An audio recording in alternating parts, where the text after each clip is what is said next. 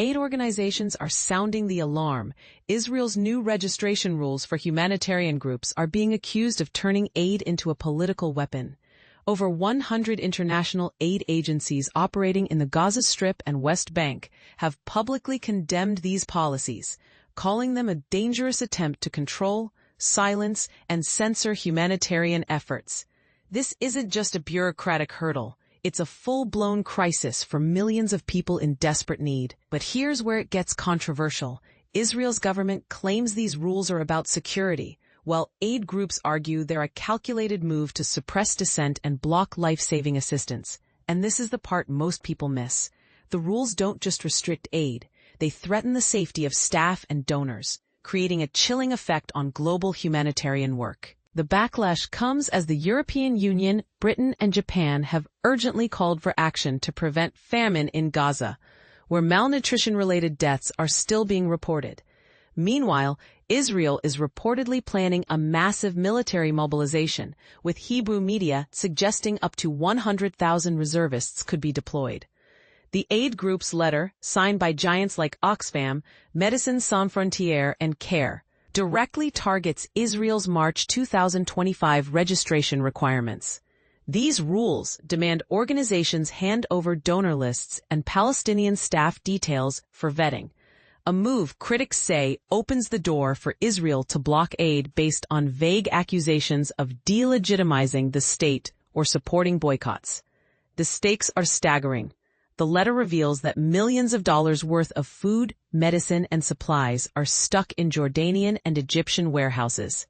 Unable to reach starving civilians, Israel's diaspora ministry has already revoked work permits for 10 NGOs, citing their past calls for boycotts or opposition to Israel's existence as a Jewish state. The rules are so broad that even organizations with no political ties are at risk. For example, a group could be denied registration if there's a reasonable basis to assume they've ever criticized Israel's policies in the last 7 years. Aid groups are also highlighting the absurdity of the timeline. Some were given just 7 days to comply with these sweeping demands.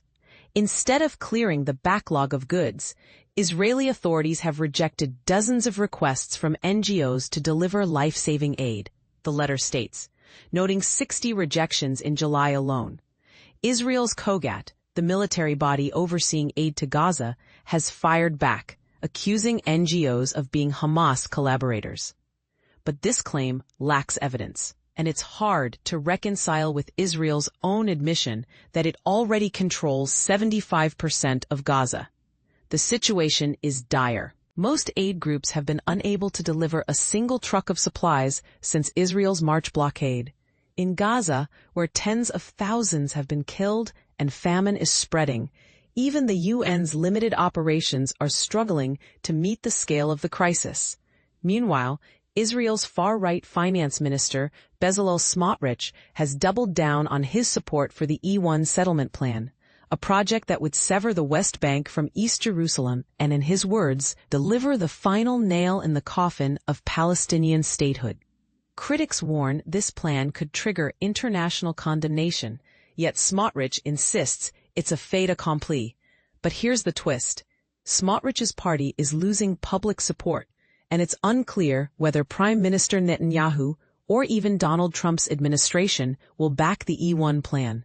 This reality finally buries the idea of a Palestinian state because there is nothing to recognize and no one to recognize, Smotrich declared, ignoring the fact that over 150 countries have already expressed support for Palestinian statehood in 2025. So, is Israel's aid policy a legitimate security measure or a weaponized tool to silence critics? Are the E1 settlements a pragmatic step toward peace, or a provocation that will deepen the crisis? We want to hear your thoughts. Share your perspective in the comments below. If you have information or insights about this story, The Guardian is here to listen. You can reach us securely through the Guardian app's encrypted messaging tool, our secure drop platform, or via email, phone, or post. For more details on how to contact us safely, visit theguardian.com/tips. Your voice matters, and so does the truth.